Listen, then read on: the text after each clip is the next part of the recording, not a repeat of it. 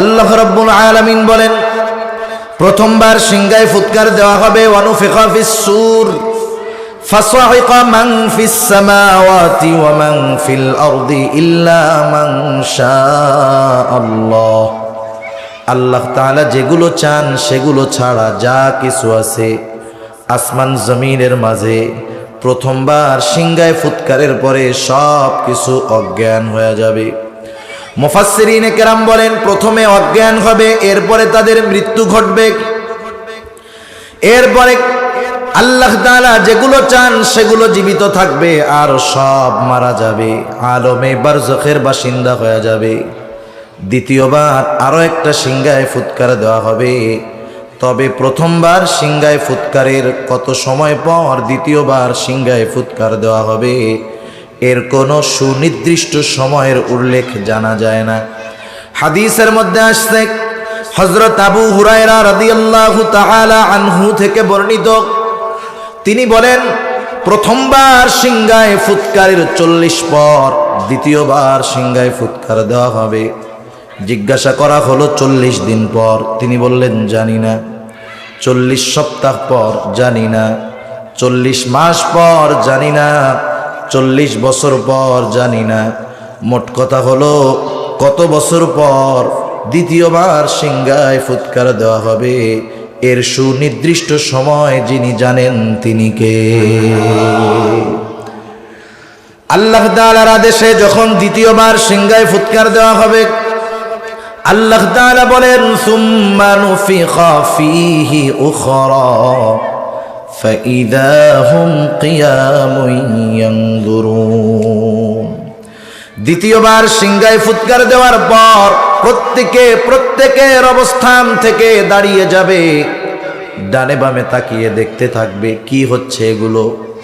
আল্লাহ তাআলা সূরা ইয়াসিনের মধ্যে বলেন, وَنُفِخَ فِي الصُّورِ فَإِذَا هُمْ مِنَ الْأَجْدَاثِ إِلَى رَبِّهِمْ يَنْسِلُونَ। আল্লাহ তাআলা বলেন, দ্বিতীয়বার সিংহায় ফুৎকার দেওয়ার পর প্রত্যেকে তার অবস্থান স্থল থেকে জাগ্রত হয়ে যাবে।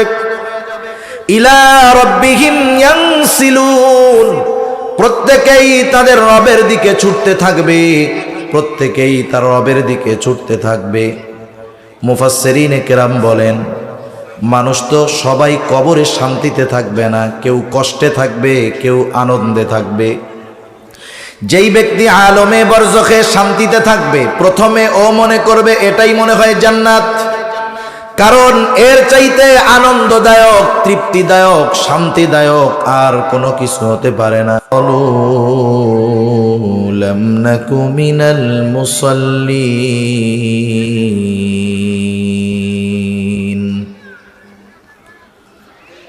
ওয়া লাম নাকু নুতঈমুল মিসকিনা ওয়া কুন্না নাখুদু মা'আল খাইদিন ওয়া কুন্না নুকাযযিবু বিয়াউমিদ্দিন হাত্তা আতানাল ইয়াকিন।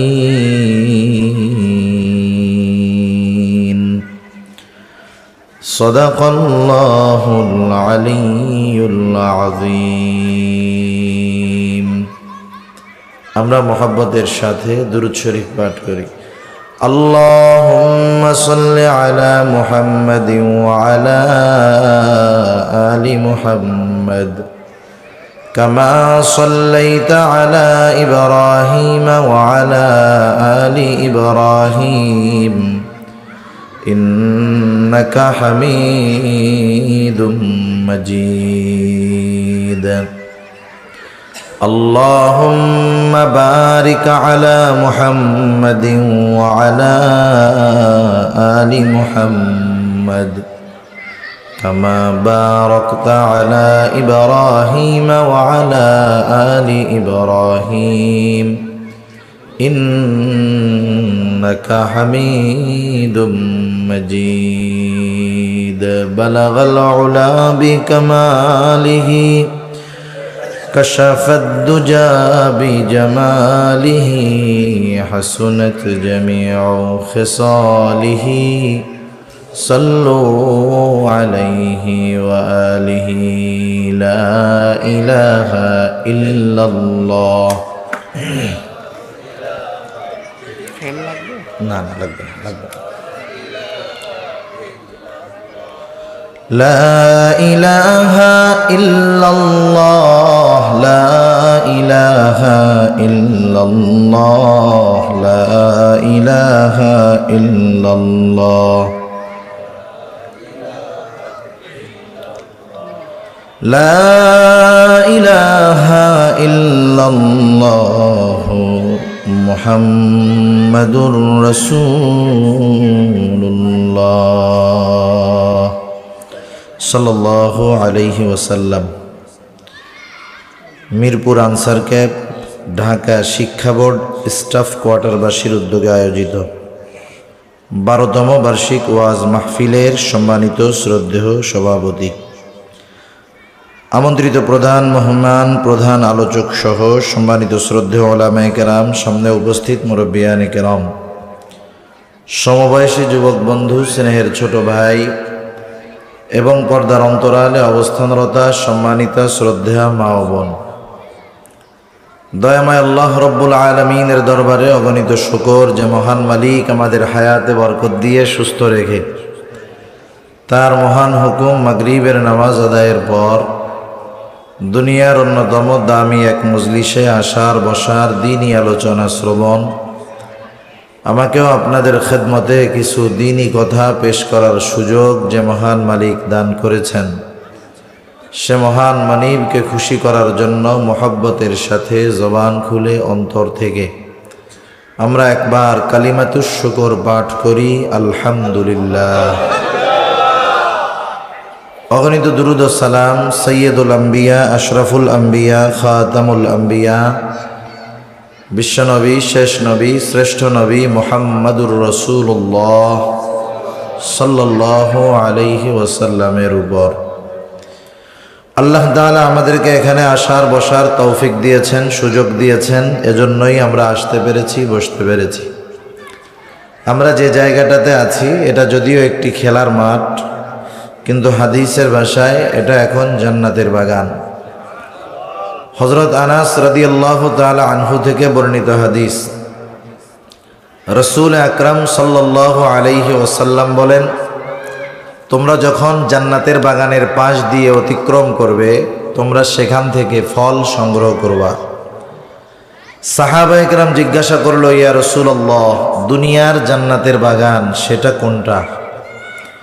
রাসূলুল্লাহ সাল্লাল্লাহু আলাইহি ওয়াসাল্লাম বললেন, দুনিয়ার জান্নাতের বাগান হলো জিকিরের মজলিস। যদিও শিরোনাম ওয়াজ মাহফিল, তথাপি এখানে জিকির হয় কার? আল্লাহ তাআলার জিকির হয়। সুবহানাল্লাহ, আলহামদুলিল্লাহ, লা ইলাহা ইল্লাল্লাহ, আল্লাহু আকবার, এই শব্দগুলো, এই জিকিরের শব্দগুলো আমরা উচ্চারণ করে থাকি। মাগরিবের আগে একজন মুআজ্জাজ আলোচক আলোচনা করতেছিলেন যে এই যে শব্দগুলো, কালিমাগুলো আল্লাহ তাআলার কাছে সবচাইতে প্রিয় কালিমা। সুবহানাল্লাহ, আলহামদুলিল্লাহ, লা ইলাহা ইল্লাল্লাহু, আল্লাহু আকবার, এই চার কালিমা হলো আল্লাহ তাআলার কাছে সবচাইতে প্রিয় চারটি কালিমা। এগুলো উচ্চারণ করা অনেক কঠিন নয়। নামাজ পড়ার জন্য মসজিদে যাওয়া লাগে, এই চার কালিমা পাঠ করার জন্য মসজিদে যাওয়া লাগে না। আমরা আমাদের জবানকে জিকির দ্বারা সিক্ত করব, তাহলে লাভ কি হবে? রাসূলুল্লাহ সাল্লাল্লাহু আলাইহি ওয়াসাল্লাম এক হাদিসের মধ্যে বলেন, তোমরা আমাকে দুটো জিনিস হেফাজতের গ্যারান্টি দাও। কয়টা জিনিস? দুটো জিনিস হেফাজতের গ্যারান্টি দাও, আমি তোমাদেরকে জান্নাতের গ্যারান্টি দিয়ে দিব। সুবহানাল্লাহ। একটি হলো জবান হেফাজতের গ্যারান্টি, আরেকটা হলো লজ্জাস্থান হেফাজতের গ্যারান্টি। আল্লাহ রসুল সাল্লাল্লাহু আলাইহি ওয়াসাল্লাম আর এক হাদিসের মধ্যে বলেন, প্রকৃত মুসলমানকে, গরু খাইলেই মুসলমান হয় বিষয়টা এমন না। মুসলমানই খাতনা করলেই যে মুসলমান হয় বিষয়টা এমন নয়। যেমন বর্তমান বিশ্বে অনেক অমুসলিমেরা খাতনার উপকার বুঝতে পেরে তারাও চিকিৎসকের কাছে গিয়ে খাতনা করায়। যাই হোক, প্রকৃত মুসলমানকে তার কোয়ালিটি কেমন হবে? আল্লাহ রসুল সাল্লাল্লাহু আলাইহি ওয়াসাল্লাম এক হাদিসের মধ্যে বলেন, আল মুসলিম মান সালিম আল মুসলিমুনা মিন লিসানিহি ওয়া ইয়াদিহি। প্রকৃত মুসলমান হলো সে যার জবান এবং হাতের অনিষ্ট থেকে অপর মুসলমান থাকে নিরাপদ। তাহলে প্রকৃত মুসলমান হওয়ার জন্য জবান হেফাজতের দরকার। জান্নাতের নিশ্চয়তা পাওয়ার জন্য জবান হেফাজতের দরকার। আর জবান হেফাজতের অন্যতম মাধ্যম হলো জবানকে জিকির দ্বারা সিক্ত করা। চলতে ফিরতে যিনি কোরআন পড়তে পারেন, কোরআন তিলাওয়াত করলেন, এটাও তো জিকির। কোরআন পড়তে পারেন না, কম পারেন, উনি পড়লেন সুবহানাল্লাহ, আলহামদুলিল্লাহ, লা ইলাহা ইল্লাল্লাহ, আল্লাহু আকবার। লাভটা কি? আল্লাহ তাআলা কোরআনুল কারীমের মধ্যে জানিয়ে দেন প্রকৃত জ্ঞানী কারা। আমরা যাদেরকে জ্ঞানী বলে মনে করি, যাদেরকে জ্ঞানী বলি, তারা আল্লাহ তাআলার নিকটে সর্বোচ্চ মূর্খ হতে পারে। প্রকৃতপক্ষে জ্ঞানী হলো তারা যাদেরকে জ্ঞানী আল্লাহ তাআলা বলেছেন। আল্লাহ তাআলা কোরআনুল কারীমের মধ্যে বলেন, ইন্না ফি খালকিস সামাওয়াতি ওয়াল আরদ ওয়াখতিলাফিল লাইলি ওয়ান নাহার লাআয়াতিল লিউলিল আলবাব। আল্লাহ তাআলা বলেন, নিশ্চয় আসমান জমিন সৃষ্টির মাঝে, রাত দিনের পরিবর্তনের মাঝে জ্ঞানী সম্প্রদায়ের জন্য শিক্ষা রয়েছে, নিদর্শন রয়েছে। এখন সেই জ্ঞানী কারা? আল্লাহ তাআলা জ্ঞানীদের পরিচয় প্রদান করতে গিয়ে বলেন, জ্ঞানী হলো তারা কারা, আল্লাযীনা ইয়াযকুরুনাল্লাহ কিয়ামান ওয়া কুউদান ওয়া আলা জুনুবিহিম ওয়া ইয়াতাফাক্কারুনা ফি খালকিস সামাওয়াতি ওয়াল আরদ রব্বানা মা খালাকতা হাযা বাতিলা সুবহানাকা ফাকিনা আযাবান নার।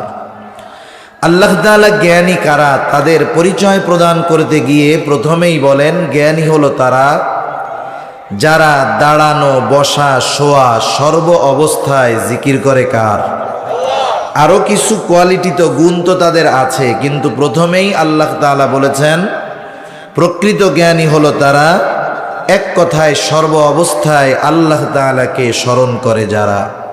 সেজন্য জিকিরের মাধ্যমে জবান হেফাজত হবে, জিকিরের মাধ্যমে আল্লাহ তাআলার নিকটে আমরা সর্বোচ্চ জ্ঞানের অধিকারী, জ্ঞানী হতে পারব।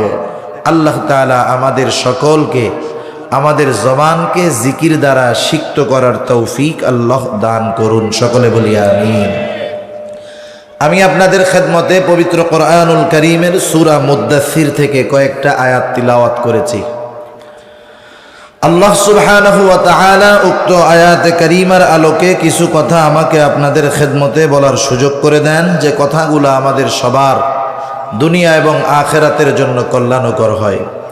সম্মানিত উপস্থিতি, আজকে এখানে আমরা যারা আছি অথবা যারা নাই, গোটা দুনিয়াতে যত মানুষ আছে, আজ থেকে 100 বছর পর স্বাভাবিক অবস্থার আলোকে কথা বলা যায়, আজকে আমরা যারা দুনিয়াতে আছি 100 বছর পর কেউ আর দুনিয়াতে থাকবে না। দুনিয়ায় অনেক সত্য আছে যে সত্যগুলো মানুষ বিশ্বাস করে না। যেমন আসমান জমিনের স্রষ্টা কে? একটু বলেন তো। আল্লাহ। কোনো সন্দেহ আছে? আমাদের স্রষ্টা কে? কোনো সন্দেহ আছে? কোনো সন্দেহ নাই। কিন্তু আসমান জমিনের স্রষ্টা আল্লাহ, এটা সত্য। আমাদের স্রষ্টা আল্লাহ, এটা সত্য। কিন্তু পৃথিবীর সব মানুষ এই সত্যকে বিশ্বাস করে না। পৃথিবীর বড় একটা অংশ আছে যাদেরকে আমরা নাস্তিক বলে চিনি। এরা স্রষ্টার অস্তিত্বকে অস্বীকার করে। এরা বলতে চায় যে আমরা এমনিতেই দুনিয়াতে হয়েছি। আবার একদল তো এই মত পোষণ করে, এই মতের উপরে বিশ্বাস করে যে মানুষ বানর থেকে কনভার্ট হয়ে আস্তে আস্তে হয়েছে। আল্লাহ তাআলা এই মানুষগুলাকে সহিহ বুঝ দান করুক। তা এই যে সত্যটা, এই সত্য দুনিয়ার সব মানুষ বিশ্বাস করে না, কিন্তু এমন একটা সত্য আছে যেই সত্যকে পৃথিবীর কেউ অস্বীকার করে না।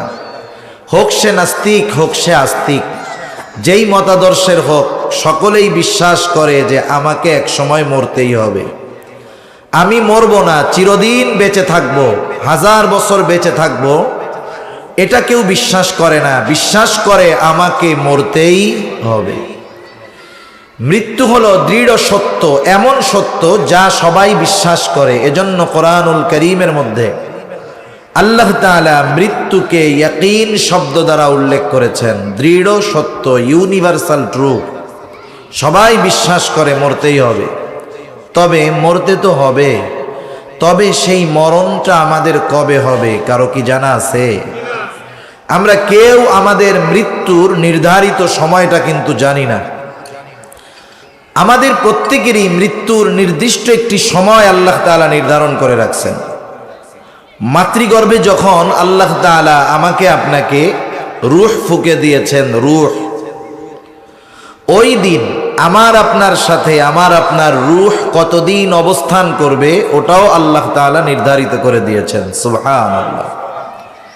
তাহলে আমাদের সময় সুনিশ্চিত নির্ধারিত আছে, তবে আমাদের অজানা। ওই সময় যখন হাজির হয়ে যাবে, একটা মানুষ যদি সুস্থ থাকে সে বাঁচতে পারবে না। একটা মানুষ যদি অসুস্থ থাকে, সময় যদি শেষ না হয়, সে মরবে না।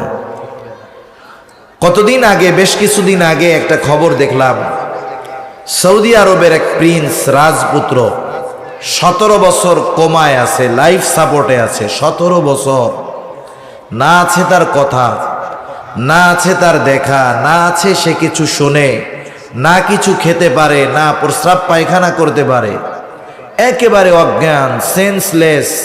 একটু মরতে বাকি, কোনো রকমে ওইগুলো একটু লাফাচ্ছে আর কি, বোঝা যায় যে শ্বাস প্রশ্বাসটা কোনো মতে আছে। এভাবে পার হয়ে গেছে 17 বছর লাইফ সাপোর্টে, এখনো মরে নাই। বাঁচায় রাখছেন কে? কারণ এখনো তার হায়াত আছে। মৃত্যুর কিছু দৃশ্যমান কারণ আমরা পরিলক্ষণ করি, যেমন রোড অ্যাক্সিডেন্টে মারা গেছে, ক্যান্সার হয়ে মারা গেছে, করোনা হয়ে মারা গেছে।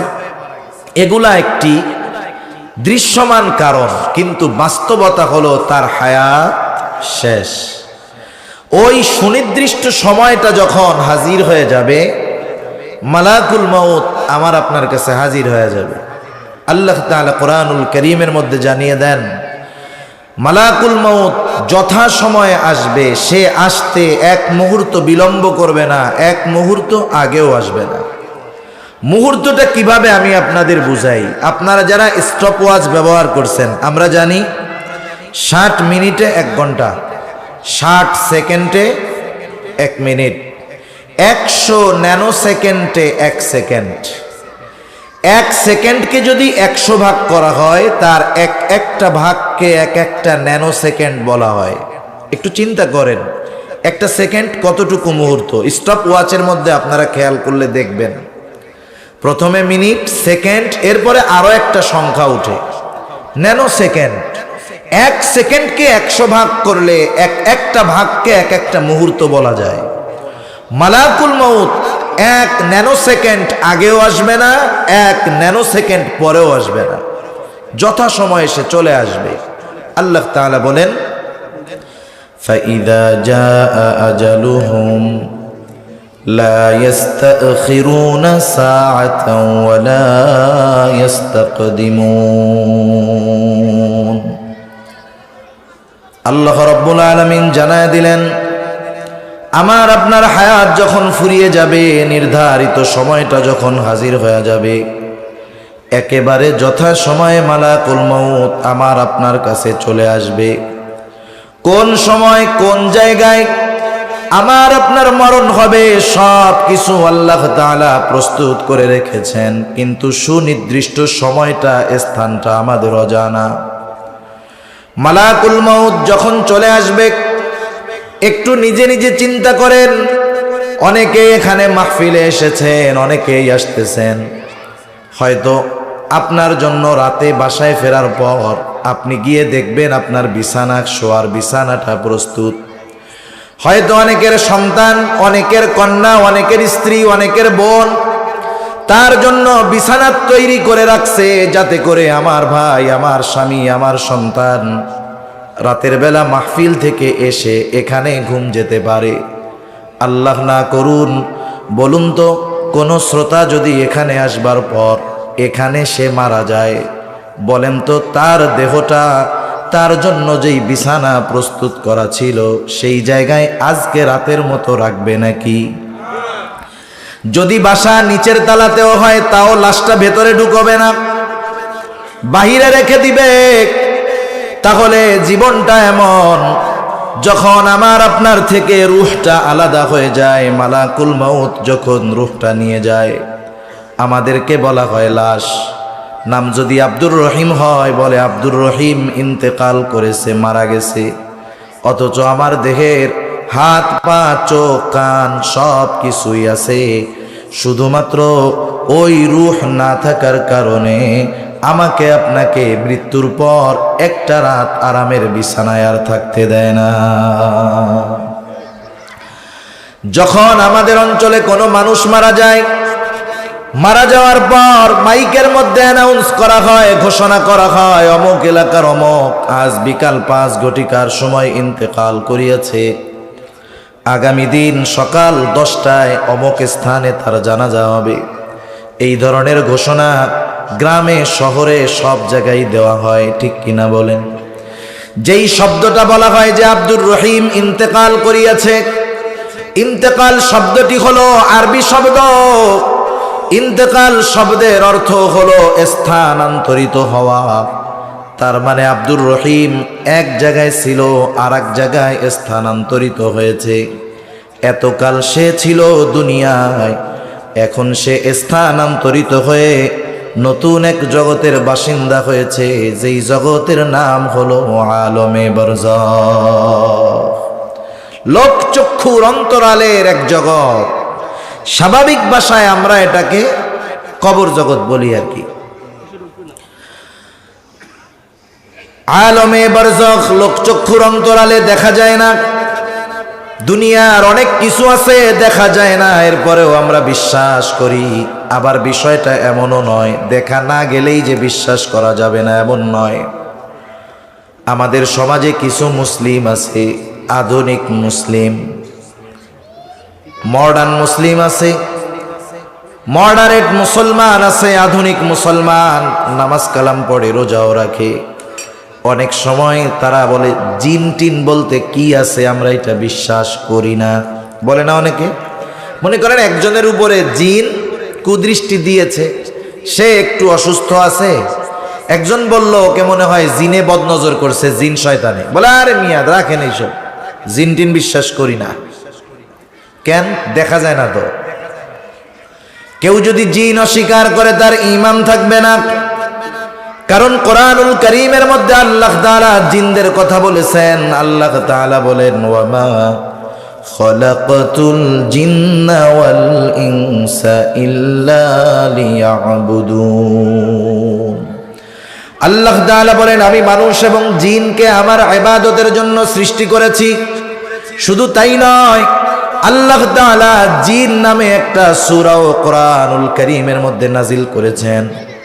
একটা মানুষের বেঈমান হওয়ার জন্য একটা সূরা অস্বীকার করার প্রয়োজন নাই, একটা আয়াত অস্বীকার করার প্রয়োজন নাই, একটা শব্দ অস্বীকার করার প্রয়োজন নাই। কেউ যদি একটা অক্ষর অস্বীকার করে কোরআনের, নিঃসন্দেহে সে বেঈমান। যেমন কোরআনুল কারীমের কিছু সূরার শুরুতে শুধু একটা অক্ষর আছে, যেমন নুন, কাফ, এগুলার অর্থ কি আমাদের জানা নেই। প্রত্যেক মুফাসসিরের সর্বশেষ কথা, এই শব্দের দ্বারা কি উদ্দেশ্য জানেন কে? আল্লাহ জানেন। কেউ যদি এ কথা বলে যেই শব্দ বা এই অক্ষরটার তো কোনো অর্থ নাই, এটা বিশ্বাস করি না, এটার কোনো প্রয়োজন নাই, তাইলে সে আল্লাহর কালামকে অস্বীকার করবে, আর সে কি হয়ে যাবে? বেঈমান হয়ে যাবে। সেজন্য জিন দেখা যায় না, তবে অবিশ্বাসের সুযোগ নাই, অবিশ্বাস করলে বেঈমান। আলমে বরজখের কোনো কিছু মানুষ দেখতে পারে না, কিন্তু আলমে বরজখ তাদের জন্য হয়ে যায় শান্তির জায়গা, যারা দুনিয়াতে ইমানদার নেক আমল করে। সেজন্য হাদিসের মধ্যে আসছে কারো কবর হয়ে যায় রাউদাতুম মিন রিয়াদিল জান্নাহ, আবার আলমে বরজখ কারো জন্য কষ্টের জায়গা। হাদিসের মধ্যে আসছে কারো কবর হয়ে যায় জাহান্নামের একটা গর্ত। আমাদের প্রত্যেককেই আলমে বরজখে থাকতে হবে। মৃত্যুর পর অনেক জায়গায় আমরা শুনছি এরকম অনেক খারাপ মানুষ মানুষকে হত্যা করার পরে মাগুর মাছ দিয়ে খাওয়ায়া দিত। এরশাদ শিকদারের কথা শুনছেন না আপনারা? ওর মাগুর মাছের ফার্ম ছিল, কুমিরের ফার্ম ছিল, মানুষকে হত্যা করে ওখানে ছেড়ে দিত, একবারে সব খেয়ে ফেলতো। ওইগুলা কবরস্থ করা হোক, কুমির দিয়ে খাইয়ে ফেলা হোক, আগুন দিয়ে পুড়িয়ে দেওয়া হোক, আলমে বরজখের বাসিন্দা সকলকে হতে হবে। আলমে বরজখে আমাদের প্রত্যেককে অবস্থান করতে হবে দীর্ঘকাল, তবে অনন্তকাল নয়। ওই জায়গায় অবস্থানের সময়ও একটা সময় শেষ হয়ে যাবে। আল্লাহ তাআলা কোরআনুল কারীমের মধ্যে বলেন, وَنُفِخَ فِي الصُّورِ فَصَعِقَ مَنْ فِي السَّمَاوَاتِ وَمَنْ فِي الْأَرْضِ إِلَّا مَنْ شَاءَ اللَّهُ ثُمَّ نُفِخَ فِيهِ أُخْرَى فَإِذَا هُمْ قِيَامٌ يَنْظُرُونَ। আল্লাহ রাব্বুল আলামিন বলেন, প্রথমবার সিংহায় ফুৎকার দেওয়া হবে, ওয়ানুফিখা ফিস-সূর ফাসাইকা মান ফিস সামাওয়াতি ওয়া মান ফিল আরদি ইল্লা মান শাআল্লাহ। আল্লাহ তাআলা যেগুলো চান সেগুলো ছাড়া যা কিছু আছে আসমান জমিনের মাঝে, প্রথমবার সিংহায় ফুৎকারের পরে সব কিছু অজ্ঞান হয়ে যাবে। মুফাসসিরিনে কেরাম বলেন, প্রথমে অজ্ঞান হবে, এরপরে তাদের মৃত্যু ঘটবে, এরপরে আল্লাহ তাআলা যেগুলো চান সেগুলো জীবিত থাকবে, আর সব মারা যাবে, আলমে বারজখের বাসিন্দা হয়ে যাবে। দ্বিতীয়বার আরো একটা সিংহায় ফুৎকার দেওয়া হবে, তবে প্রথমবার সিংহায় ফুৎকারের কত সময় পর দ্বিতীয়বার সিংহায় ফুৎকার দেওয়া হবে এর কোনো সুনির্দিষ্ট সময়ের উল্লেখ জানা যায় না। হাদিসের মধ্যে আসছে, হযরত আবু হুরায়রা রাদিয়াল্লাহু তাআলা আনহু থেকে বর্ণিত, তিনি বলেন, প্রথমবার সিংহায় ফুৎকারের 40 পর দ্বিতীয়বার সিংহায় ফুৎকার দেওয়া হবে। জিজ্ঞাসা করা হলো 40 দিন পর, তিনি বললেন জানি না। 40 সপ্তাহ পর জানি না। 40 মাস পর জানি না। 40 বছর পর জানি না। মোট কথা হলো কত বছর পর দ্বিতীয়বার সিংহায় ফুৎকার দেওয়া হবে এর সুনির্দিষ্ট সময় যিনি জানেন তিনি কে? আল্লাহ তাআলার আদেশে যখন দ্বিতীয়বার সিংহায় ফুৎকার দেওয়া হবে, আল্লাহ তাআলা বলেন, সুম্মা নুফিখা ফীহি উখরা ফাইযা হুম কিয়ামুন ইয়ানজুরুন। দ্বিতীয়বার সিংহায় ফুৎকার দেওয়ার পর প্রত্যেকের অবস্থান থেকে দাঁড়িয়ে যাবে, ডানে বামে তাকিয়ে দেখতে থাকবে কি হচ্ছে এগুলো। আল্লাহ তাআলা সূরা ইয়াসিনের মধ্যে বলেন, وَنُفِخَ فِي الصُّورِ فَإِذَا هُمْ مِنَ الْأَجْدَاثِ إِلَى رَبِّهِمْ يَنْسِلُونَ। আল্লাহ তাআলা বলেন, দ্বিতীয়বার সিংহায় ফুৎকার দেওয়ার পর প্রত্যেকে তার অবস্থান স্থল থেকে জাগ্রত হয়ে যাবে। ইলা রাব্বিহিম ইয়ানসিলুন, প্রত্যেকেই তাদের রবের দিকে ছুটতে থাকবে, প্রত্যেকেই তার রবের দিকে ছুটতে থাকবে। মুফাসসিরিনে কেরাম বলেন, মানুষ তো সবাই কবরে শান্তিতে থাকবে না, কেউ কষ্টে থাকবে, কেউ আনন্দে থাকবে। যেই ব্যক্তি আলমে বরজখে শান্তিতে থাকবে, প্রথমে ও মনে করবে এটাই মনে হয় জান্নাত, কারণ এর চাইতে আনন্দদায়ক, তৃপ্তিদায়ক, শান্তিদায়ক আর কোনো কিছু হতে পারে না।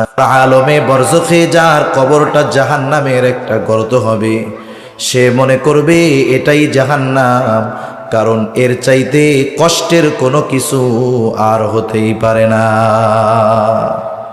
তারা ওইগুলা মনে করবে আর কি। এরপরে যখন দ্বিতীয়বার সিংহায় ফুৎকার দেওয়ার পরে প্রত্যেকে কবর থেকে উঠে যাবে। কারো কবরে আযাব, কারো কবর ছিল শান্তির। এইবার যাদের কবরে আযাব ছিল তারা কিয়ামতের ময়দানে উঠবার পর শুধুমাত্র ময়দানের পরিস্থিতি দেখে তাদের কবরের আযাবের কথা ভুলে যাবে। ওরা মনে করবে ওই জায়গায় আরামে ছিলাম। শুধুমাত্র অবস্থা দেখে, এখনো কোনো কিছুর মুখোমুখি হওয়া লাগে নাই, দেখেই এত চিন্তিত ভীত হবে যে তারা কবরে যে কষ্টে ছিল তারা ভুলে যাবে। তারা কি বলবে? আল্লাহ তাআলা বলেন, ক্বালু ইয়া ওয়াইলানা মান বা'আসানা মিন মারকাদিনা।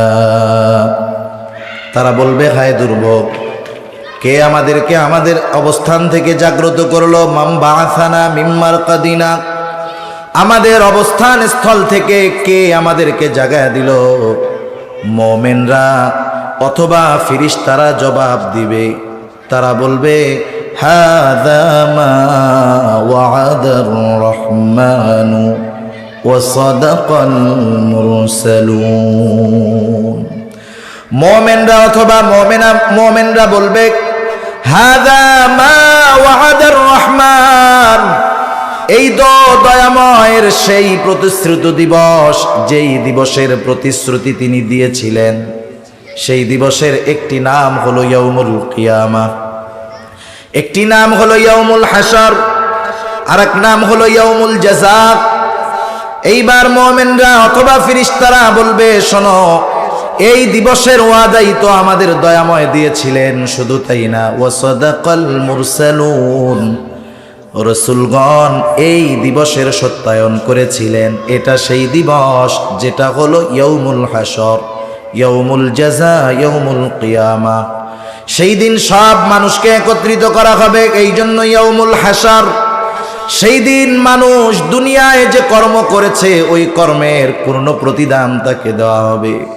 আল্লাহ তাআলা কোরআনুল কারীমের মধ্যে বলেন, وَإِنَّمَا تُوَفَّوْنَ أُجُورَكُمْ يَوْمَ الْقِيَامَةِ فَمَنْ زُحْزِحَ عَنِ النَّارِ وَأُدْخِلَ الْجَنَّةَ فَقَدْ فَازَ। আল্লাহ তাআলা বলেন, وَإِنَّمَا تُوَفَّوْنَ أُجُورَكُمْ يَوْمَ الْقِيَامَةِ, মানুষকে কিয়ামতের দিন তার কর্মের পূর্ণ প্রতিদান দেওয়া হবে। সেই দিন যাকে জাহান্নাম থেকে বাঁচানো হবে, জান্নাতে প্রবেশ করানো হবে। আল্লাহ তাআলা বলেন, ফাকাদ ফাজ, ওই লোকটা সফল লোক হয়ে যাবে। সেজন্য আমরা দুনিয়াতে যেই কর্মগুলো করি সেই কর্মের মূল প্রতিদান আল্লাহ তাআলা কিয়ামতের ময়দানে দিবেন। আর আলমে বরজখে যা হবে এটা হলো পূর্বাভাস। এটা কি? পূর্বাভাস। আপনারা বিবাহের দাওয়াতে যান না, আসল খাওয়ার আগে আর একটা খাবার দেয় না? অনেক সময় আসল খাবারের আগে যেই খাবার দেয় মানুষ চিন্তা করে, হায় রে, এদের যদি শুরুই এমন হয়, আপ্যায়নই এমন হয়, তাহলে শেষে না জানি কত ভালো আইটেম আছে, ঠিক না? তা জাহান্নামে যারা যাবে, ওই জাহান্নামে যাওয়ার আগে তারা যদি মনে করে যে কবরেই তাদের কর্মের মূল প্রতিদান দেওয়া হয়েছে, এ চিন্তা ভাবনা ভুল। ওটা তো স্যাম্পল, আসল তো হবে কিয়ামতের ময়দানে তার কর্মের মূল প্রতিদান। একটা মানুষকে তার কর্মের প্রতিদান দিতে গেলে কয়েকটা জিনিসের দরকার। এক নাম্বার, যেই কর্মের প্রতিদান দেওয়া হবে সেই কর্মের সংরক্ষণের ব্যবস্থার দরকার। দুই নাম্বার, সে যে কর্মটা করেছে এই কর্মের পক্ষে সাক্ষী দরকার। যখন আমরা কোথাও কোনো বিচার প্রার্থী হই, এটা প্রশাসনের কাছে হোক, আদালতের কাছে হোক, কেউ যদি মামলা করে সাক্ষীর দরকার আছে না নাই? সাক্ষী ছাড়া কোনো মামলা এলাও হবে না। আমরা যখন কারো কাছে গিয়ে কারণ আমি অভিযোগ করি, বলি যে দেখেন ও আমার সাথে এটা এটা করছে, এই যে এরা দুইজন সাক্ষী আছে, সাক্ষীর কারণে অভিযোগ স্ট্রং হয়, মজবুত হয়। সাক্ষী না থাকলে অভিযোগ দুর্বল হয়ে যায়। আল্লাহ রাব্বুল আলামিন এক নাম্বার কর্ম সংরক্ষণের ব্যবস্থাও করেছেন, সাথে সাথে আল্লাহ তাআলা সাক্ষীর ব্যবস্থা করেছেন। আমি আপনি দুনিয়াতে যত কাজ করি, একাকী করি, সামগ্রিকভাবে করি, দলবদ্ধভাবে করি, রাতে করি, দিনে করি, বলেন তো আমাদের সকল কর্মের সবচাইতে বড় সাক্ষী যিনি, তিনি কে? আল্লাহ তাআলা নিজেই বলেন কাফা বিল্লাহি শাহিদা, সাক্ষী হিসাবে আল্লাহ তাআলাই যথেষ্ট। শুধু তাই নয়, আমার আপনার কর্মের সাক্ষী হিসাবে আল্লাহ তাআলা আমাদের সাথে ফেরেশতা নিযুক্ত করে রাখছেন। প্রত্যেকের কাঁধে ফেরেশতা আছে। আল্লাহ তাআলা বলেন কিরামান কাতিবিনা ইয়ালামুনা মা তাফআলুন। সম্মানিত লেখকদ্বয় জানে তোমরা কি আমল করো। সম্মানিত লেখকদ্বয় জানে তোমরা কি আমল করো। জানার মাধ্যমে তারা আমাদের কর্মের সাক্ষী। এরা শুধু জানে তা নয়, এরা আমাদের কর্মগুলো সংরক্ষণের দায়িত্বে নিয়োজিত। আল্লাহ রাব্বুল আলামিন জানায় দেন, ডান কাঁধের ফেরেশতা সে আমাদের ভালো কর্মগুলো লিপিবদ্ধ করে, বাম কাঁধের জন মন্দ কাজগুলো লিপিবদ্ধ করে। কর্মের সাক্ষী আবার কর্মের সংরক্ষক। শুধু তাই না, আমরা যেই কথাগুলা বলি আমাদের কথাগুলাও সংরক্ষণ হয়। এখন তো বিজ্ঞান বলে মানুষ যেই কথাগুলা বলে কথাগুলো ধ্বংস হয়ে যায় না, সব বাতাসের মধ্যে আছে। বিজ্ঞান চেষ্টা করতেছে মানুষের কথাগুলাকে বের করে নিয়ে আসার জন্য। আমাদের সকলের কথাগুলা বলার সাথে সাথে ধ্বংস হয়ে যায় না, বরং কথাগুলো, শব্দগুলো বাতাসের সাথে থেকে যায়। আল্লাহ তাআলা একজন ফেরেশতা নিযুক্ত করে রাখছেন আমাদের সাথে, যার কাজ হলো আমাদের কথাগুলো সংরক্ষণ করা। আল্লাহ তাআলা বলেন মা ইয়ালফিযু মিন কওলিন ইল্লা লাদাইহি রাকীবুন আতীদ। আমাদের প্রত্যেকের সাথে সদা তৎপর একজন ফেরেশতা আছে। সে কি করে? মা ইয়ালফিযু মিন কওল, মানুষ জবান দিয়ে যা নিক্ষেপ করে, অর্থাৎ মানুষ জবান দিয়ে যে কথা বলে সে সাথে সাথে কথাগুলোকে সংরক্ষণ করে রাখে। সুবহানাল্লাহ। তাহলে আমাদের কর্ম সংরক্ষণের ব্যবস্থা আছে না নাই? আমাদের কথা সংরক্ষণের ব্যবস্থা আছে না নাই? এই তিন ফেরেশতা সব সময় আমাদের সাথে থাকে। এমন নয় যে এনাদের চাকরিটা সরকারি চাকরি, শুক্র শনি ছুটি, তারপরে অন্যান্য সরকারি দিন ছুটি, এরকম নাকি? এনারা সর্বক্ষণ আমাদের সাথে থাকে, ভালো কাজ করলেও থাকে, মন্দ কাজ করলেও থাকে। একাকী ঘরের মধ্যে দরজা আটকিয়ে যখন আমি থাকি তখন কেউ থাকে না, কেউ দেখে না, আল্লাহ তাআলা দেখেন, এরাও থাকে। ঠিক কিনা বলে? শুধু তাই না, আল্লাহ তাআলা কোরআনুল কারীমের মধ্যে আরো জানিয়ে দেন মানুষের কর্ম সংগঠিত করার যেই মাধ্যমগুলো তথা অঙ্গ প্রত্যঙ্গ। কারণ আমরা আমাদের কাজগুলো সংগঠিত করি আমাদের হাত দিয়ে, পা দিয়ে, চোখ দিয়ে, কান দিয়ে, জবান দিয়ে। আমরা যেই অঙ্গ প্রত্যঙ্গগুলো ব্যবহার করে কর্ম সম্পাদন করি, কিয়ামতের দিন ওরাও আল্লাহ তাআলার কাছে আমাদের কর্মের ব্যাপারে সাক্ষ্য দিয়ে দিবে। কোরআনুল কারীমে আল্লাহ তাআলা বলেন আল ইয়াউমা নাখতিমু আলা আফওয়াহিহিম وتكلمنا أيديهم وتشهد أرجلهم بما كانوا يكسبون। আল্লাহ তাআলা বলেন আল ইয়াউম, আজকের এই দিন অর্থাৎ কিয়ামতের দিন, নাখতিমু আলা আফওয়াহিহিম, আমি তাদের মুখের উপরে মোহর মেরে দিব, সেদিন তারা কথা বলতে পারবে না। আল্লাহ তাআলা বলেন ওয়াতুকাল্লিমুনা আইদিহিম, আমার সাথে কথা বলবে তাদের হাত, ওয়াতাশহাদু আরজুলুহুম, সাক্ষী দিবে তাদের পা, বিমা কানু ইয়াকসিবুন, এই হাত পা দ্বারা তারা কি উপার্জন করেছে আল্লাহ তাআলা জানায়া দেন, কিয়ামতের দিন মানুষের হাত পা তাদের কর্মের ব্যাপারে আল্লাহ তাআলার কাছে সাক্ষ্য দিয়ে দিবে। সেজন্য পানি আছে, পানি থাকলে পানি,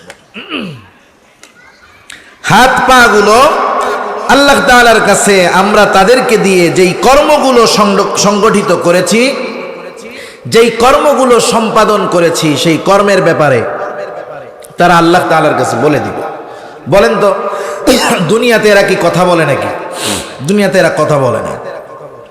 কত অপরাধ আমরা হাত দিয়ে করি, কত অপরাধ করতে পা দিয়ে আমরা অগ্রসর হই, কিন্তু এরা কখনো আমাদের উপরে বিরক্ত হয়ে হাত কখনো বলে না আর অবৈধ দস্তখত করিস না, বহুত তো টাকা পয়সা খেয়ে সিগনেচার করলি, আর করিস না, বহুত করছস, বলে কোনোদিন?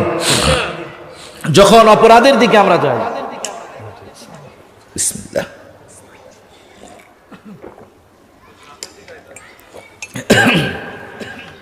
আলহামদুলিল্লাহ, পা কোনোদিন বলে না যে বহুত অপরাধের পথে তো চললি, আর চইল না। তাহলে হাত পা আল্লাহ তাআলার কাছে আমাদের কর্মের ব্যাপারে সাক্ষ্য দিবে। আল্লাহ তাআলা এক জায়গায় বলেন, শাহিদা আলাইহিম সামউহুম ওয়া আবসারুহুম ওয়া জুলুদুহুম বিমা কানু ইয়ামালুন। আল্লাহ তাআলা বলেন, সাক্ষী দিবে তাদের চোখ, সাক্ষী দিবে তাদের কান, সাক্ষী দিবে তাদের চামড়া। চোখ, কান, হাত, পা, চামড়া কিয়ামতের দিন আল্লাহ তাআলার কাছে আমাদের কর্মের ব্যাপারে সাক্ষী দিবে। দুনিয়ায় তো এরা কখনো কথা বলে না। রাতভর কেউ যদি সিনেমা দেখে, নাটক দেখে, চোখ কখনো তাকে বাধা দেয় না, কিছু বলে না। কান দিয়ে যদি সারা রাত গান শুনে, কান কখনো তাকে কিছু বলে না, বাধা দেয় না। কিন্তু কিয়ামতের দিন এরা তো কথা বলবে। এত বছর একসাথে ছিল, কথা বলে নাই। কিয়ামতের ময়দানে যখন দেখবে তার হাত তার বিরুদ্ধে সাক্ষী দেয়, তার কান তার বিরুদ্ধে সাক্ষী দেয়, তার চোখ তার বিরুদ্ধে সাক্ষী দেয়, সে হতভম্ব হয়ে যাবে। এইবার সে প্রশ্ন করবে, ক্বালু লিজুলুদিহিম লিমা শাহিদতুম আলাইনা। কি ব্যাপার চামড়া, আমার বিপক্ষে কেন তোমরা সাক্ষী দাও? তার প্রশ্নের ভাবে বোঝা যায় সে কেমন জানি বলতেছে, দুনিয়ায় তো কথা বলতে পারতা না, আজকে কেমন করে কথা বলতে পারো? কেমনে আমার বিরুদ্ধে তোমরা সাক্ষী দিচ্ছ? এইবার অঙ্গ প্রত্যঙ্গ গুলো জবাব দিয়ে বলবে, ক্বালু আনতাকানাল্লাহ, আজকে আমাদের কথা বলার ক্ষমতা যিনি দিয়েছেন তিনি কে? দুনিয়ায় কথা বলার অনুমতি ছিল না, তাই বলি নাই। আজকে আল্লাহ তাআলা কথা বলার অনুমতি দিয়েছেন, এজন্য আমরা বলতেছি। তাহলে একটু চিন্তা করেন, এটা আত্মচিন্তার বিষয়। এগুলো শুধু ওয়াজ করে বললেই হলো, শেষ, কান দিয়ে শুনলাম, ভাল লাগলো, এতটুকুতেই শেষ করে দেওয়ার বিষয় নয়। বরং কথাগুলো স্মরণ রেখে আত্ম উপলব্ধি নিজের ভিতরে জাগ্রত করার বিষয় এগুলো। একটু চিন্তা করেন, আমি মোবাইল দেখতেছি, যুব সমাজ যারা আছেন একটু চিন্তা করেন, যারা চাকরির মধ্যে আছেন চিন্তা করেন যে আমি আমার হাত দিয়ে কি অপরাধগুলো করতেছি, আমি চোখ দিয়ে কি করতেছি, জবান দিয়ে কি করতেছি, কান দিয়ে কি করতেছি। এটা দুনিয়ার কোনো মানুষের কথা নয়, আল্লাহ তাআলার কথা, যে এই অঙ্গ প্রত্যঙ্গগুলো তোমার কর্মের ব্যাপারে আমার কাছে সাক্ষী দিবে। এতটুকু আত্ম উপলব্ধি যদি কারো মধ্যে আসে, সে যদি গুনার সমুদ্রের মধ্যেও পড়ে যায়, আশা করা যায় ওই গুনার সমুদ্র থেকে এক ফোঁটা গুনাহও তার জবানে ঢুকতে পারবে না। ঠিক কিনা বলে? কিন্তু বাস্তবতা হলো, আমরা যখন উঁচু উঁচু দেয়াল, বিল্ডিং এর দিকে তাকাই, নিজের একতলা দুইতলা বাড়িটাও দেখে তখন আর ভাল লাগে না, তখন আমার ভিতর থেকে এই জিনিসগুলো বের হয়ে যায়। কিন্তু আমি যদি সদা সর্বক্ষণ আমার কর্মের সময়, প্রত্যেকটা সময়, প্রতিদিন দুই একবার এই চিন্তাগুলো বারবার নিজের মধ্যে আনি, ফিল করার চেষ্টা করি যে হায় হায়, আল্লাহ তাআলা আমার সব কর্মগুলো দেখতেছে, আল্লাহ তাআলা সব কিছু জানেন, তিনি সাক্ষী, আমার সাথে সর্ব অবস্থায় ফেরেশতারা আমার কর্মের ব্যাপারে জানতেছে, সংরক্ষণ করতেছে। এই অঙ্গ প্রত্যঙ্গগুলো আমার ব্যাপারে কিয়ামতের দিন আল্লাহ তাআলার কাছে বলে দিবে। এটা যদি আমি বারবার রিমাইন্ড করি, বারবার স্মরণ করি, একটা সময় দেখবেন গুনাহ করতে গেলে আগে মনে পড়বে দেখতেছে কে, লিখতেছে কে, ফেরেশতা। কিয়ামতে বলবে কে, অঙ্গ প্রত্যঙ্গ। এই ফিল যখন চলে আসবে দেখবেন মানুষ ডাক্তার প্রথম দিকে যখন ওষুধ প্রেসক্রিপশনের মধ্যে লেখে যে আপনি দৈনিক 4 বেলা এই ওষুধগুলো খাবেন, 6 ঘন্টা পর পর, 24 ঘন্টায় 6 ঘন্টা পর পর খাবেন, 6 মাস খাইতে হবে। আপনি প্রথম 20-25 দিন বা 1 মাস দেখবেন খালি উল্টাপাল্টা হয়, টাইম মতো খাওয়া যায় না। কিন্তু আপনি যদি একটু চেষ্টা করে একবার অভ্যস্ত হতে পারেন, পরবর্তী 4-5 মাস ওষুধ খাওয়ার টাইম হলে এমনিই মনে পড়ে যায়, ঠিক কিনা বলেন? কারণ প্রথমে আমাকে মেহনত করা লাগছে, স্মরণ রাখা লাগছে, চেষ্টা করা লাগছে। যখন আমি বারবার স্মরণ রাখার চেষ্টা করছি, হ্যাঁ 12টায় খাইছি ওষুধ, আমার তো 6টায় আবার খাইতে হবে, এই চিন্তা বারবার যখন রাখছি, এক সময় আমার ওষুধের কোনো মিস হয় নাই, যথাভাবে আমি আমার যেই ডোজ ছিল, কোর্স ছিল, আমি শেষ করতে পারছি। প্রথমে একটু অভ্যাস করা লাগে। এই কথাগুলো আমরা যদি প্রথমে একটু স্মরণ করি বারবার, তাহলে একটা সময় গুনার থেকে বাঁচা সহজ হবে। মনে করেন আপনাদের কারো ব্যাপারে যদি বিশ্বস্ত সূত্রে খবর আসে যে শোনেন আপনাকে কিন্তু প্রশাসন নজরদারির মধ্যে রাখছে, বলেন তো ওই লোকটা তার জীবনযাপনের মধ্যে পরিবর্তন আনবে কি আনবে না? সে ভালো লোক যদিও হয়, এরপরেও সে চিন্তা করবে আরো ভালোভাবে থাকার, মন্দ কোনো কিছু যেন না হয়ে যায়, আরো বেশি সতর্ক থাকার। কিন্তু আল্লাহ তাআলা আমাদেরকে সর্বক্ষণ নজরদারির মধ্যে রাখছেন। প্রশাসনের নজরদারি, আমি ঘরের মধ্যে দরজা আটকায় ল্যাপের তলে গেলে তার নজরের মধ্যে আমি আপনি থাকবো না, কিন্তু আল্লাহ সুবহানাহু ওয়া তাআলার নজরদারিতে সর্বক্ষণ আমাদের থাকতে হবে। যেখানেই থাকি না কেন, সর্বহালতে, সর্ব অবস্থায় আল্লাহ তাআলা আমাদের দেখতেছে, ফেরেশতারা আছে। এই চিন্তা আমাদের জীবনের গতিপথ পাল্টাতে পারে। যে কথার থেকে গেলাম যে আল্লাহ তাআলা কিয়ামতের দিন আমাদের কর্মের পূর্ণ প্রতিদান দিবেন। মানুষের কর্মের পূর্ণ প্রতিদান দেওয়ার ক্ষেত্রে 2টা জিনিস দরকার। একটা জিনিস ওই কর্মের সংরক্ষণের ব্যবস্থা দরকার, 2 নাম্বার সে যে কর্মটা করেছে এজন্য সাক্ষী দরকার। এখন বলেন কর্ম আল্লাহ তাআলা সংরক্ষণের ব্যবস্থা করেছেন কি করেন নাই?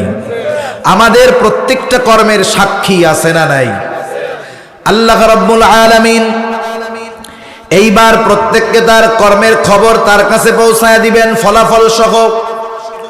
আল্লাহ রাব্বুল আলামিন আমার আপনার প্রত্যেকের আমলগুলোকে ফাইল আকারে প্রস্তুত করে রাখছেন। আল্লাহ তাআলা কিতাব আকারে আমলনামা রেডি রেখে দিয়েছেন। কিয়ামতের দিন আল্লাহ তাআলা আমলনামাগুলো ছেড়ে দিবেন, একেবারে যার আমলনামা তার কাছে গিয়েই হাজির হয়ে যাবে। আল্লাহ রাব্বুল আলামিন আমলনামা ছেড়ে দেবার পর কেউ আমলনামা ডান হাতে পাবে, কেউ বা বাম হাতে পাবে। এখানে নিজের ইচ্ছার কোনো বিষয় থাকবে না যে আমি মন চাইলে ডান হাতে আমলনামা নিব, মন চাইলে বাম হাতে নিব, এমন নয়। বরং কে ডান হাতে আমলনামা পাবে, কে বাম হাতে আমলনামা পাবে, সেটা নির্ধারণ করে রাখছেন কে? ডান হাতে যারা আমলনামা পাবে তারা আনন্দিত, তারা খুশি, তারা জান্নাতি। আল্লাহ তাআলা কোরআনুল কারীমের মধ্যে জানায় দেন যারা ডান হাতে আমলনামা পাবে তাদের অভিব্যক্তি কেমন হবে। আল্লাহ তাআলা বলেন ফাআম্মা মান উতিয়া কিতাবাহু বিয়ামিনি ফায়াকুলু হাউম ইকরাউ কিতাবিয়া ইন্নী যানানতু আন্নী মুলাকিন হিসাবিয়া। আল্লাহ রাব্বুল আলামিন বলেন যারা ডান হাতে আমলনামা পাবে তারা তো আনন্দিত। আমরা যখন স্কুলে পড়েছি আমাদের খেয়াল আছে, প্রাইমারি স্কুলে যখন আমরা পড়েছি, এখনকার সিস্টেম হলো একটা ছেলে পরীক্ষা দেওয়ার পর সে কোন সাবজেক্টে কত পেল শুধু তাকে তার ফলাফলটা জানিয়ে দেওয়া হয়। আমাদের সময় সিস্টেম এরকম ছিল না, আমাদেরকে খাতাগুলো দিয়ে দেওয়া হতো। খাতা দিয়ে দেওয়া হতো আর বলা হতো আগামী দিন তুমি তোমার অভিভাবকের কাছ থেকে খাতাটায় সিগনেচার করিয়ে আনবা। তুমি তোমার খাতাটা তোমার মা বাবা অভিভাবককে দেখিয়েছো এটার প্রমাণ করার জন্য। খাতা দেওয়ার পর যেই ছেলেটা অঙ্কে 95 পেয়েছে, ইংরেজিতে 90 পেয়েছে, বলেন তো সে খুশি না বেজার? খুশি হয়ে যাইতো। আমাদের সময় ছিল লেটার মার্ক। খুশি হয়ে যেত, নিজেও আনন্দের সাথে খাতাটা দেখতো, বন্ধু বান্ধব যদি দেখতে চাইতো তাদেরকেও দেখাইতো। বন্ধুরা জিজ্ঞাসা করতো, কিরে আমরা তো একসাথেই লেখাপড়া করতাম, তুইও যেই বিষয়গুলোর প্রস্তুতি নিয়েছিস আমিও সেগুলো নিয়েছিলাম, তা তুই 90 পেলি, আমি কেন 70 পাইলাম? এইবার সে বলতো, শোনো, স্পেশাল ভাবে আমি কিছু প্রস্তুতি নিয়েছিলাম। আনন্দে ওই ডান হাতে আমলনামা পাবে যেই ব্যক্তি, সে অন্যান্যদেরকে বলবে ফায়াকুলু হা উমকরাউ কিতাবিয়া, এই তো আমার কিতাব, তোমরা পড়ো আমার কিতাব, পড়ো আমার আমলনামা। এইবার ওই যে পরীক্ষার ছাত্রটা 90 পেয়েছে, কেন পাইলি রে বন্ধু? বলে, শোনো, তোমরা তো রাত 10টা বাজে ঘুমায় যাইতা, কিন্তু আমার দৃঢ় বিশ্বাস ছিল আমি যদি ভালো মতো মেহনত করি তাইলে অঙ্কে আমি 100-র মধ্যে 100ই পাবো। এই জন্য আমি মেহনত করেছি, তাই ফলাফল আমার ভালো।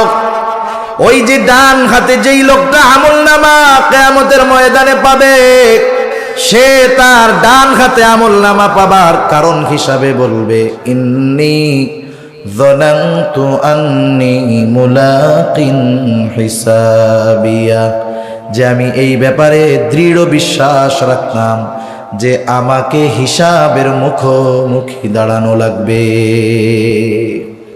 দুনিয়াতে আমি দৃঢ় বিশ্বাস রাখতাম যে আমাকে আমার কর্মের হিসাব দিতে হবে, আমার জীবনের হিসাবের সম্মুখীন আমাকে হওয়া লাগবে, এ ব্যাপারে আমি দুনিয়াতে দৃঢ় বিশ্বাস রাখতাম। এখানে নামাজ জানি কততে হবে? 7:30টায় নামাজ হবে। আচ্ছা, এখানে নামাজ হবে 40-এ ইনশাআল্লাহ। আমরা আর 20-25টা মিনিট পরেই এখানে আজান হবে, নামাজ হবে ইনশাআল্লাহ।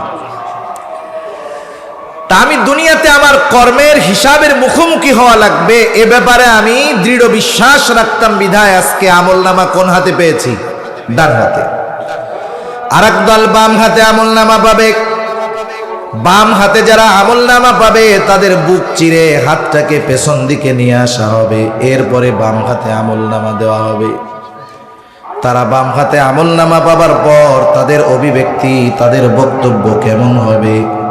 আল্লাহ তাআলা বলেন, তারা বলবে, ওয়া আম্মা মান উতিয়া কিতাবাহু বিশিমালি ফায়াকুলু ইয়া লাইতানি লাম উতা কিতাবিয়া। তারা বলবে, হায় আমাদের দুর্ভোগ, আমরা যদি এই হিসাবের ব্যাপারে না জানতাম, আমলনামা যদি না পাইতাম, লাম উতা কিতাবিয়া, আমলনামা যদি না পাইতাম, কিতাব যদি না পাইতাম, কতই না ভালো হতো। ওয়ালাম আদরি মা হিসাবিয়া, আমি যদি আমার হিসাবের ব্যাপারে না জানতাম, কতই না ভালো হতো। একবারে শেষ কথা হলো, ডান হাতে আমলনামা যারা পাবে তারা জান্নাতি, বাম হাতে আমলনামা যারা পাবে তারা জাহান্নামী। আল্লাহ তাআলা বলেন, প্রত্যেকটা মানুষ তার কর্মের নিকটে দায়বদ্ধ। এখানে উদ্দেশ্য হলো, বাম হাতে যারা আমলনামা পেল তারা তাদের মন্দ কাজের কারণে আল্লাহ তাআলার নিকটে জাহান্নামে আবদ্ধ থাকবে। ইল্লা আসহাবাল ইয়ামিন, তবে ডান হাতি যারা তারা নয়, তথা ডান হাতে যারা আমলনামা পাইল তারা নয়। কারণ ডান হাতে যারা আমলনামা পাবে তাদের ঠিকানা হলো জান্নাত। এইবার ডান হাতে আমলনামা পেয়ে যারা জান্নাতে যাবে, জান্নাতে যাওয়ার আগ পর্যন্ত সকলেই চিন্তিত, ভীত, পেরেশান। কিন্তু জান্নাতে যাওয়ার পর কোন রকমের চিন্তা, ভয়ভীতি, টেনশন আছে নাকি? কোনো চিন্তা নাই, কোনো ভয় নাই। হাসরের ময়দানে সবাই চিন্তিত থাকবে, কিন্তু জান্নাতে গিয়ে কোনো চিন্তা নাই। হাসরের ময়দানে মানুষ মানুষকে পরিচয় দিবে না, ভাই ভাইয়ের থেকে পালায়ন করবে, পিতামাতার থেকে পালায়ন করবে, স্ত্রী সন্তানদের থেকে পলায়ন করবে, প্রত্যেকে নিজের চিন্তায় বিভোর, কিন্তু জান্নাতে যাওয়ার পর সবাইকে খুঁজতে থাকবে। জান্নাতীরা জান্নাতে যাওয়ার পর সবাইকে খুঁজবে, দুনিয়ায় যাকে চিনতো তাকেই খুঁজবে। বলেন তো, জান্নাতি জান্নাতে গিয়ে দুনিয়ার পরিচিত সবাইকে খুঁজবে ঠিক, কিন্তু সবাইকে জান্নাতে পাবে নাকি? কারণ সবাই তো জান্নাতে আসতে পারে নাই, জাহান্নামেও তার কিছু পরিচিত জন, আপন জন আছে। তাফসিরে ইবনে কাসিরের মধ্যে আসছে, আল্লাহ রাব্বুল আলামিন কিয়ামতের দিন জান্নাতে যাওয়ার পর, জাহান্নামীরা জাহান্নামে যাওয়ার পর আল্লাহ তাআলা জান্নাতি আর জাহান্নামীদের মাঝে কথোপকথন এবং দেখার ব্যবস্থা আল্লাহ তাআলা করে দিবে। জান্নাতীরা জাহান্নামীদের দেখবে, জাহান্নামীরা জান্নাতীদের দেখবে। জান্নাতি যখন দেখবে যে তার বন্ধু একটা জাহান্নামে আযাব ভোগ করতেছে, দুনিয়া একসাথে চলতো, একই সাথে খেলাধুলা করতো, একই স্কুল একই কলেজের মধ্যে তারা পড়তো, সে জান্নাতি বন্ধু জাহান্নামী।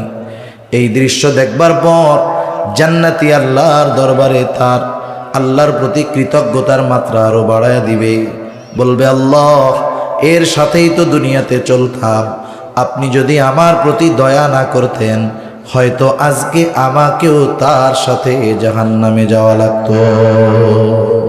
আপনি দয়া করছেন বিদায় আমি আজকে জান্নাতে আসতে পারছি। এবার জাহান্নামী জান্নাতীকে দেখবে, জাহান্নামী যখন দেখবে তার বন্ধু জান্নাতে নাজ নেয়ামত ভোগ করতেছে, একই সাথে দুনিয়ায় চলছে, একই স্কুলে পড়ছে, পাশাপাশি দুজনে ব্যবসা করছে, সে জাহান্নামী আর তার বন্ধু জান্নাতি। এই দৃশ্য দেখার পর তার মধ্যে আফসোসের মাত্রা বেড়ে যাবে, কারণ দুই বন্ধু একসাথে চলে, তাদের কর্মের ভিতরে অনেক পার্থক্য থাকে না, সামান্য পার্থক্য থাকে। মনে করেন এটা তো একটা মাঠ, একসাথে বন্ধুরা খেলতেছে, মাঠের সাথে একটা মসজিদ আছে, হয়তো যখন নামাজের সময় হয় ওই বন্ধুদের মধ্য থেকে একজন বলে, চলো বন্ধু, যেহেতু নামাজের সময় হলো বাকি খেলাটা নামাজ পড়ে এসে খেলি। আর একজন বলে, তুমি যাও, আমি পরে যাব। বন্ধু নামাজে গেল, সে গেল না। অনেক সময় বন্ধুরা একসাথে চলে, আইডিয়া করে কোনো কাজ করবে, কাজটা মন্দ, সবাই যায়, যে ভালো সে বলে, না ভাই আমি তোমাদের সাথে এই কাজে নাই। এই যে কিছু পার্থক্য তাকে তাদের থেকে বড় পার্থক্যের দিকে নিয়ে যায়। ওই বেনামাজি খারাপ কর্ম কাজ করেছে যে সে জাহান্নামী, আর ওই সামান্য সামান্য ভালো কাজ করছে বন্ধু জান্নাতি। এইবার তার অন্তরের মধ্যে আফসোস জাগ্রত হবে, আরে আমি আমার বন্ধুর সাথে সাথে যদি সেই দিন 10টা মিনিট সময় দিয়ে নামাজে যাইতাম, খারাপ কাজগুলো থেকে বিরত থাকতাম, আজকে আমিও হয়তো তার সাথে জান্নাতে অবস্থান করতে পারতাম। এই আফসোস হবে, এমনিতেই শাস্তি, আরো যখন আফসোস হবে, আফসোসের কারণে তার কষ্টটা আরো বেশি অনুভব হতে থাকবে। দেখা তো হলো, এখন একটু জানতে মন চায়, কেন আমার বন্ধু বা আত্মীয় স্বজন এরা জাহান্নামে কেন গেল, কারণটা কি? আল্লাহ তাআলা জানায় দেন, কথোপকথন হবে, ফি জান্নাতিন ইয়াতাসাআলুনা আনিল মুজরিমিনা মা সালাকাকুম ফি সাকার। জান্নাতীরা এবং এখন মুজরিমদেরকে জিজ্ঞাসা করবে, পাপীদের কাছে জানতে চাইবে, মা সালাকাকুম ফি সাকার, কোন জিনিস তোমাদেরকে জাহান্নামে আনলো, কেন তোমরা জাহান্নামে আসলা? এইবার জাহান্নামীরা তাদের এই প্রশ্নের জবাবে তাদের জাহান্নামে যাওয়ার 4টি কারণের কথা বলবে। কয়টা কারণ? একটু জোরে বলেন না, কয়টা কারণ? এই 4 কারণের তারা জাহান্নামী, এই সূরার এই আয়াতগুলার আলোকে। এখন বলেন, যেই কারণগুলার কারণে তারা জাহান্নামী, সেই কারণগুলো যদি আমাদের মধ্যে থাকে আমরা রাখবো না বের করে দিব? বের করে দিতে হবে।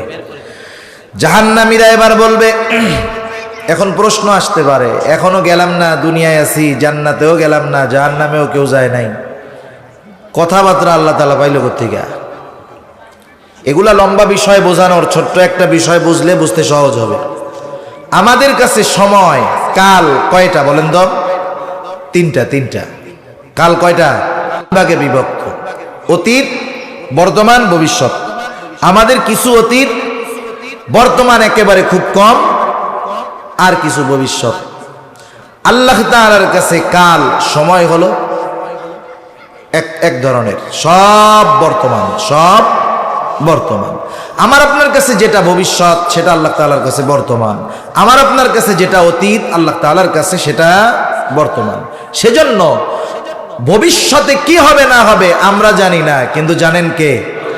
কারণ যেটা আমাদের কাছে ভবিষ্যৎ সেটা আল্লাহ তাআলার কাছে বর্তমান, প্রেজেন্ট। জাহান্নামীরা এবার বলবে ক্বালু লাম নাকু মিনাল মুসাল্লিন। এক নাম্বার তারা বলবে আমরা মুসল্লি ছিলাম না। মুসল্লি সপ্তাহে একদিন মসজিদে গিয়ে জুমার নামাজ পড়লে সে মুসল্লি নয়। আমাদের শহরের বড় বড় মসজিদগুলা 3 তলা 4 তলা 5 তলা মসজিদ, জুমার দিন 5-6 তলা ভরে রাস্তা ব্লক হয়ে যায়। যেই মসজিদটায় জুমার দিন মসজিদের ধারণ ক্ষমতার চাইতে 3 গুণ বেশি মুসল্লি হয়, ঠিকই ওই মসজিদটায় আসরের সময় 3 কাতারও ভরে না। ঠিক কিনা বলেন? তাহলে সাপ্তাহিক মুসল্লি বেশি, অরিজিনাল মুসল্লি কম। আর অরিজিনাল মুসল্লি যে তার অন্তর সর্বদা মসজিদের সাথে থাকে, যার কারণে যত ব্যস্ততা থাকুক না কেন নামাজের সময় হলে সে নামাজে হাজির হয়ে যায়। আর যেই মুসল্লির অন্তরে মসজিদ থাকে সে তো আরো স্পেশাল লোক। হাদিসের মধ্যে আসছে রাসূলুল্লাহ সাল্লাল্লাহু আলাইহি ওয়াসাল্লাম জানায় দেন কিয়ামতের দিন সূর্যটা একেবারে নিকটে চলে আসবে, আরশের ছায়া ছাড়া কোথাও কোনো ছায়া থাকবে না। নবীজি বলেন সেই দিন আল্লাহর আরশে 7 শ্রেণীর মানুষ স্থান পাবে। এই 7 শ্রেণীর মধ্যে এক শ্রেণীর মানুষ হলো রাজুলুন কলবুহু মুআল্লাকুম বিল মসজিদ। ওই ব্যক্তি আরশের ছায়ায় স্থান পাবে যার অন্তর সর্বদা মসজিদের সাথে থাকতো। সুবহানাল্লাহ। সে সব সময় থাকতো এমন নয়, তার অন্তর মসজিদের সাথে থাকতো। একটু বলেন তো, যার অন্তর মসজিদের সাথে থাকে নামাজের সময় হলে হাজারো ব্যস্ততা তাকে নামাজ থেকে ফিরায় রাখতে পারে না। দুনিয়ার অধিকাংশ মানুষ নামাজ না পড়ার অন্যতম কারণ হলো তার কর্ম, তার কাজ, তার পেশা। যেমন দোকানদার অনেক আছে নামাজ পড়ে না, সিএনজিওয়ালা নামাজ পড়ে না, রিক্সাওয়ালা নামাজ পড়ে না, যারা আর কি পড়ে না তাদের কথা। দিন মজুর নামাজ পড়ে না, কৃষক নামাজ পড়ে না, আরো অনেক কর্ম আছে, পেশা আছে। বলেন তো, মানুষ এই কর্মগুলোকে সামনে রেখে নামাজ পড়ে না, কিন্তু কর্মগুলো, কাজগুলো কেন করে? ব্যবসায়ী ব্যবসা কেন করে? রিজিকের জন্য তো নাকি? সিএনজিওয়ালা সিএনজি চালায় কেন? শখে না রিজিকের জন্য? এক কথায় মানুষ যত কাজ করে, কর্ম করে, তার উদ্দেশ্য রিজিক। একটু বলেন তো রিজিকের মালিক কে? আরো জোরে বলেন না, কে? রিজিকের মালিক আল্লাহ। তাহলে রিজিকের মালিক যদি কোনো পদ্ধতি আমাদের বলে দেয় যে এই কাজ করলে তোমরা রিজিক পাবা, ওর চাইতে ভালো পদ্ধতি আর কিছু হতে পারে? রিজিকের মালিক কি বলেন? রিজিকের মালিক বলেন ওয়া'মুর আহলাকা বিস-সালাতি ওয়াসতাবির আলাইহা লা নাসআলুকা রিজকা। রিজিকের মালিক আল্লাহ তাআলা বলেন তুমি তোমার অধীনস্থদেরকে নামাজের আদেশ দাও, তুমিও তার উপরে অটল থাকো। তার মানে ঘরের মানুষগুলারেও মুসল্লি বানাও, তুমি নিজেও মুসল্লি হয়ে যাও। কারণ নেক আমল একা করলে হবে না, অধীনস্থদেরকে দিয়েও করাতে হবে। আল্লাহ তাআলা বলেন ইয়া আইয়ুহাল্লাযীনা আমানু কু আনফুসাকুম ওয়া আহলিকুম নারা। আল্লাহ তাআলা বলেন হে ঈমানদারেরা, তুমি নিজে জাহান্নামের আগুন থেকে বাঁচাও, তোমার অধীনস্থদেরকেও জাহান্নামের আগুন থেকে বাঁচাও। ইমানদার জাহান্নামের আগুন থেকে বাঁচবে নেক আমলের মাধ্যমে, অধীনস্থদেরকে বাঁচাবে নেক আমল করানোর মাধ্যমে। ইমানের পরে সবচাইতে উত্তম নেক আমল হলো নামাজ।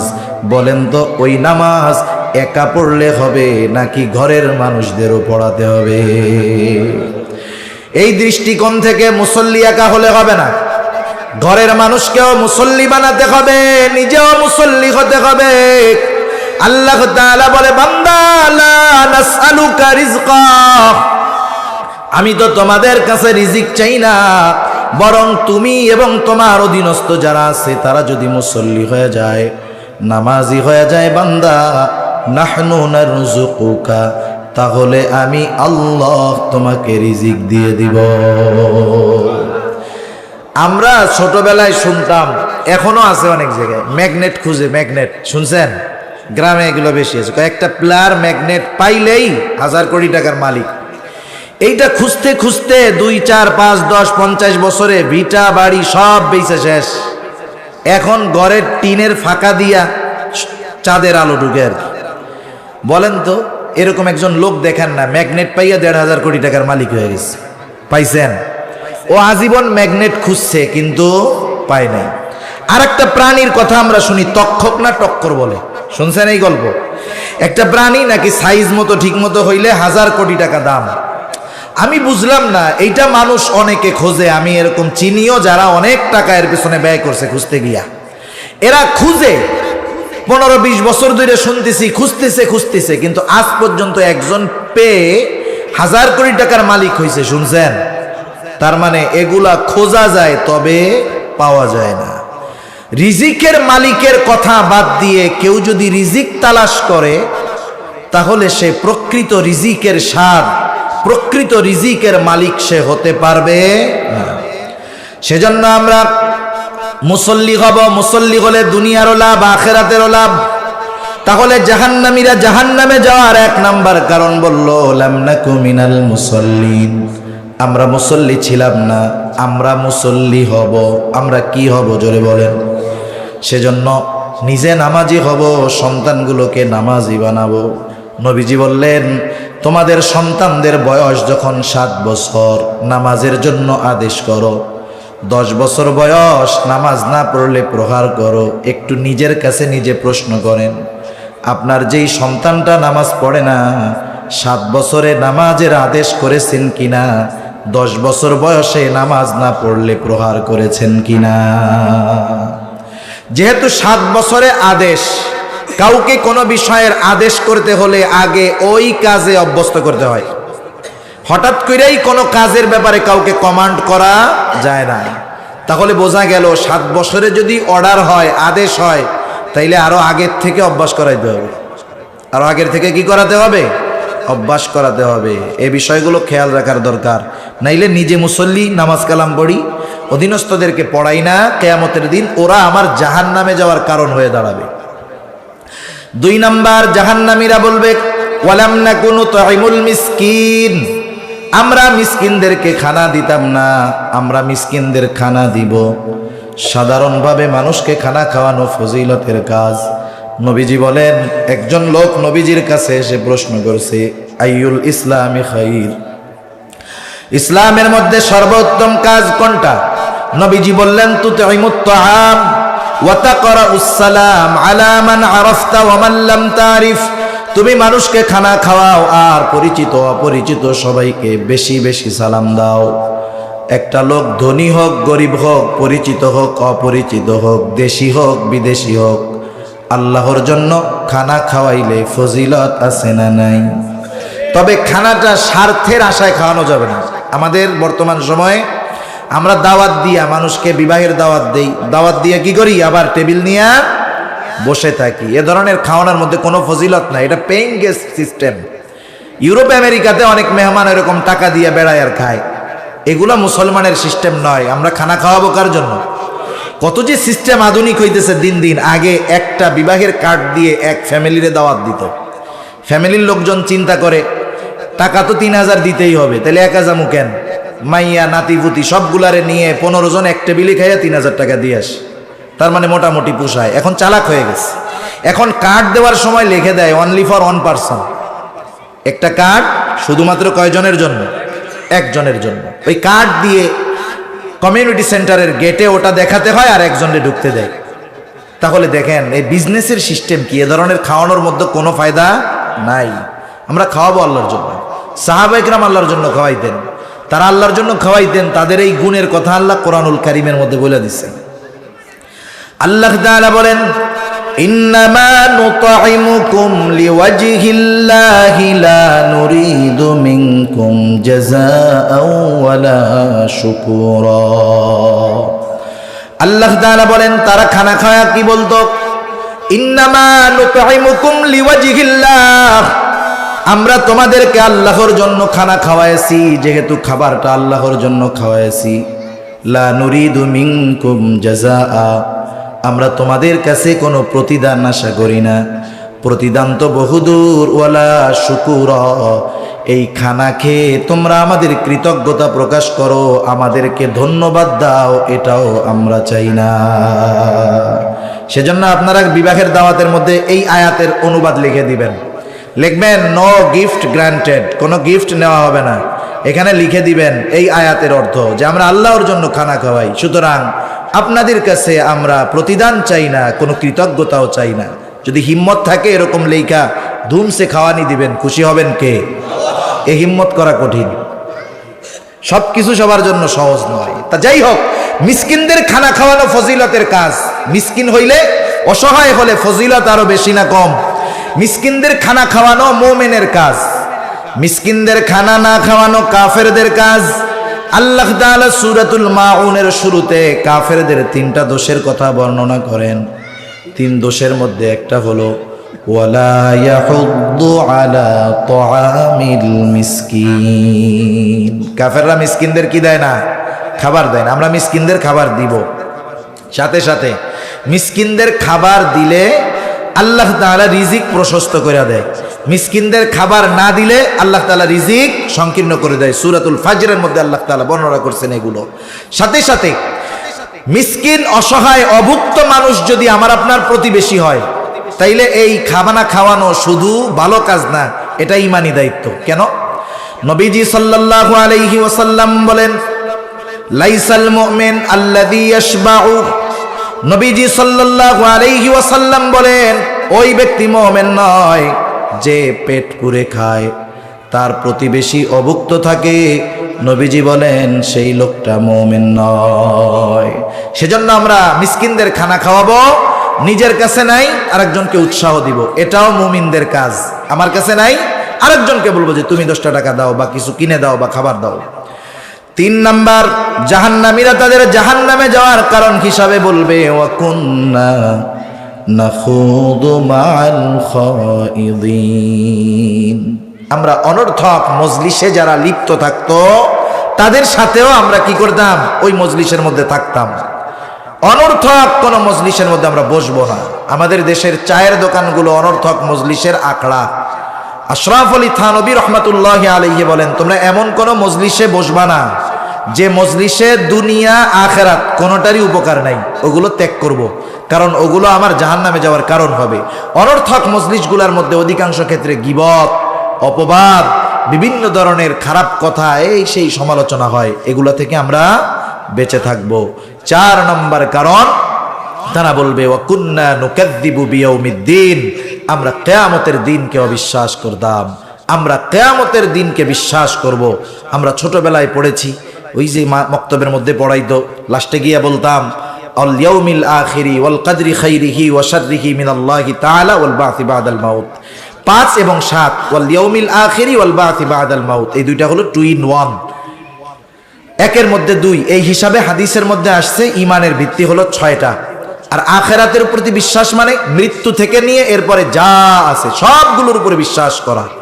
কোন একটা অংশকে অবিশ্বাস করলে ঈমানের সমস্যা। সেজন্য আখিরাতের বিশ্বাস মানুষকে পরিপূর্ণ মানুষে তৈরি করে। কেন? কারণ ওই যে ডান হাতে যিনি আমলনামা পাবেন তিনি কি বলবেন? ইন্নী যানানতু আন্নী মুলাকিন হিসাবিয়া, আমি এই ব্যাপারে দৃঢ় বিশ্বাস রাখতাম যে আমাকে হিসাবের মুখোমুখি হতে হবে। হিসাবের মুখোমুখি হতে হবে কিয়ামতে, বিশ্বাস রাখতে হবে দুনিয়ায়। এভাবে আমাদের যদি গুণগুলো অর্জন করতে পারি, ওই কাজগুলো বের করতে পারি, তাহলে জাহান্নাম থেকে বাঁচা যাবে। তারা বলতেছে এভাবেই চলতেছে হাত্তা আতানাল ইয়াকিন, দৃঢ় সত্য চলে আসলো, মৃত্যু চলে আসলো, তাওবা করতে পারলাম না, ঈমান আনতে পারলাম না, ভালো হতে পারলাম না, এখন আসি জাহান্নামে। আল্লাহ সুবহানাহু ওয়া তাআলা আমাদের সবাইকে